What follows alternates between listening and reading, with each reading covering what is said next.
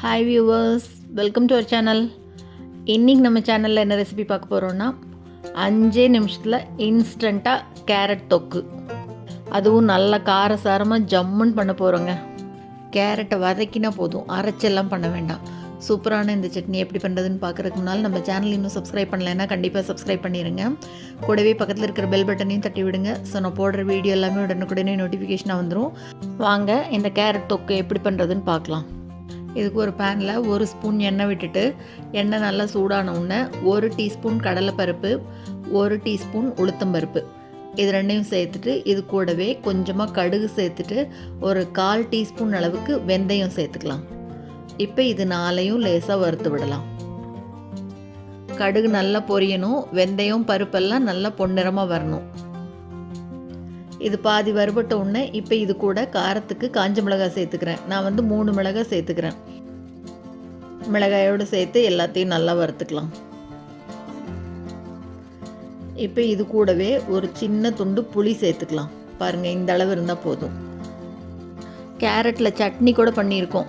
இந்த மாதிரி தொக்கு கண்டிப்பாக பண்ணியிருக்கவே மாட்டீங்க. ஒரு தடவை செஞ்சு பாருங்கள், காரசாரமாக சும்மா ஜம்முன்னு சூப்பராக இருக்கும். எல்லாமே நல்லா வறுபட்டுருச்சு பாருங்கள். இப்போ அடுப்பு ஆஃப் பண்ணிடலாம். அடுப்பு ஆஃப் பண்ணிவிட்டு இது கூட 2 பச்சை மிளகாய் நீட்டமாக கீறி வச்சுருக்கேன், அதையே சேர்த்துட்டு கூடவே கொஞ்சமாக கொத்தமல்லி தழை சேர்த்துக்கலாம். வாணலி சூட்டுக்கு 2 வதங்கினா போதும். இதை இப்போ ஃபுல்லாக கம்ப்ளீட்டாக ஆற வச்சுட்டு, ஆறுனதுக்கப்புறமா ஒரு பிளெண்டருக்கு மாற்றிட்டு பாருங்கள், தண்ணி எதுவும் சேர்த்தாமல் இந்த மாதிரி நல்லா கொரகொரப்பாக அரைச்சி எடுத்துக்கலாம். இது இருக்கட்டும். இப்போ அதே வாணலியில் மறுபடியும் இன்னும் கொஞ்சம் எண்ணெய் சேர்த்துக்கலாம். எண்ணெய் நல்லா சூடான உடனே இப்போ இதுக்கு தாளிச்சிக்கலாம். முதல்ல கடுகு சேர்த்துட்டு இது கூடவே 1/2 டீஸ்பூன் சீரகம் சேர்த்துக்கலாம். ரெண்டும் நல்லா பொரிஞ்ச உடனே இப்போ இது கூட ஒரே ஒரு காஞ்ச மிளகாயை கிள்ளி சேர்த்துக்கிறேன்.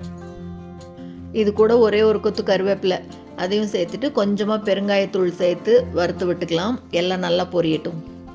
கடுகு சீரகம் பொரிஞ்ச உடனே இப்போ 2 கேரட் எடுத்துகிட்டு நல்லா வாஷ் பண்ணி தோலெல்லாம் சீவிட்டு பாருங்கள், இந்த மாதிரி சீவி வச்சுருக்கேன்.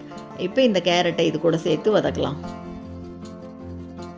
ரொம்பவே வித்தியாசமான தொக்குங்க, அவ்வளோ அருமையாக இருக்கும். சப்பாத்திக்கு தொட்டு சாப்பிடவும் நல்லாயிருக்கும், சாதத்தில் கலந்து சாப்பிடவும் சூப்பராக இருக்கும்.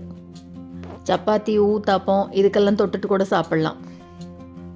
இப்போ இந்த வறுத்து அரைச்சி வச்சோம் இல்லையா, அந்த பொடியை சேர்த்துக்கலாம். இது கூட புளி இடித்து கொத்தமல்லி பொடி செய்கிறோம் இல்லையா, அந்த மாதிரி டேஸ்ட்டில் சூப்பராக இருக்கும். கேரட் அப்படியே சீவி போட்டு பண்ணுறமே எப்படி இருக்கும்னு நினைக்காதீங்க. கேரட் போட்டதே தெரியாது, அவ்வளோ நல்லா இருக்கும் இந்த பொடி வறுத்து அரைச்சதுனால. இப்போ இதுக்கு தேவையான அளவு உப்பும் சேர்த்துட்டு நல்லா வதக்கி விடணும்.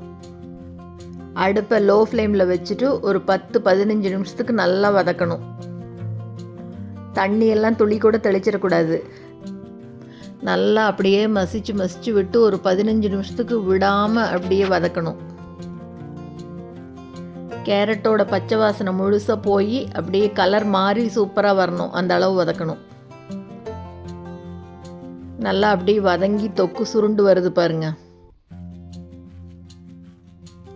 போதும், 15 நிமிஷம் ஆச்சு பாருங்கள். இந்த அளவுக்கு நல்லா வதங்கி வந்தோடனே இப்போ அடுப்பு ஆஃப் பண்ணிடலாம். அவ்வளோதாங்க, சூப்பரான கேரட் தொக்கு ரெடி ஆயிடுச்சு. இன்ஸ்டண்ட்டான தொக்குங்க. 2 கேரட் மட்டும் இருந்ததுன்னா நினச்ச மயத்தில் ரெடி பண்ணிடலாம். சப்பாத்திக்கு தோசைக்கு தொட்டுக்க அருமையான காம்பினேஷன். சூப்பரான இந்த ரெசிபியை நீங்களும் செஞ்சு பார்த்துட்டு மறக்காமல் கமெண்ட்டில் சொல்லுங்கள். இந்த வீடியோ உங்களுக்கு பிடிச்சிருந்ததுன்னா லைக் பண்ணுங்கள், ஷேர் பண்ணுங்கள், கமெண்ட் பண்ணுங்கள். மறக்காமல் நம்ம சேனலை சப்ஸ்கிரைப் பண்ணுங்கள். தேங்க்ஸ் ஃபார் வாட்சிங்.